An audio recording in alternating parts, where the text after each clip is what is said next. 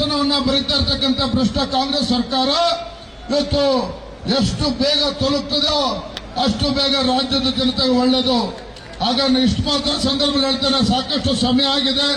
ಮಾನ್ಯ ಕುಮಾರಸ್ವಾಮಿ ಅವರು ಕೂಡ ಮಾತನಾಡೋರಿದ್ದಾರೆ. ಇವತ್ತು ವೇದಿಕೆ ಮೇಲೆ ನಮ್ಮೆಲ್ಲ ಪಕ್ಷದ ಮುಖಂಡರಿದ್ದಾರೆ. ಇವತ್ತು ನಾವು ಎಲ್ಲರಲ್ಲೂ ಕೂಡ ಇಲ್ಲಿ ನಮ್ಮ ಏನು ಹೋರಾಟ ಇದೆ, ದಿನೇ ದಿನೇ ದಿನೇ ರಾಜ್ಯದ ಜನರು ಇವತ್ತು ನಮ್ಮ ಹೋರಾಟಕ್ಕೆ ಬೆಂಬಲವನ್ನು ನೀಡ್ತಾ ಇದ್ದಾರೆ.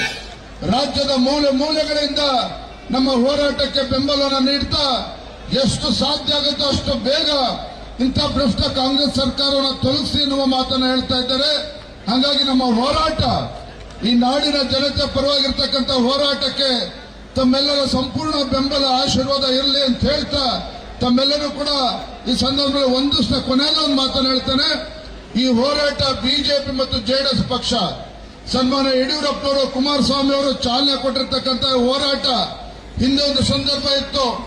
ಯಡಿಯೂರಪ್ಪ ಗುಡುಗಿದರೆ ವಿಧಾನಸೌಧ ನಡುಗುವುದು ಅಂತ ಹೇಳಿ ರಾಜ್ಯದ ಜನ ಮಾತನಾಡ್ತಾ ಇದ್ರು. ಇವತ್ತು ಇಬ್ಬರು ನಾಯಕರು ಇವತ್ತು ಈ ಸಂದರ್ಭದಲ್ಲಿ ಮಾಜಿ ಪ್ರಧಾನಮಂತ್ರಿಗಳಾಗಿರ್ತಕ್ಕಂಥ ದೇವೇಗೌಡರನ್ನು ಸಹ ನಾನು ನೆನಪು ಮಾಡ್ಕೊಳ್ತೇನೆ. ಯಾವತ್ತೂ ಕೂಡ ಜನಪರ ಹೋರಾಟವನ್ನು ಮಾಡ್ಕೊಂಡು ಬರ್ತಾರೆ ದೇವೇಗೌಡರು.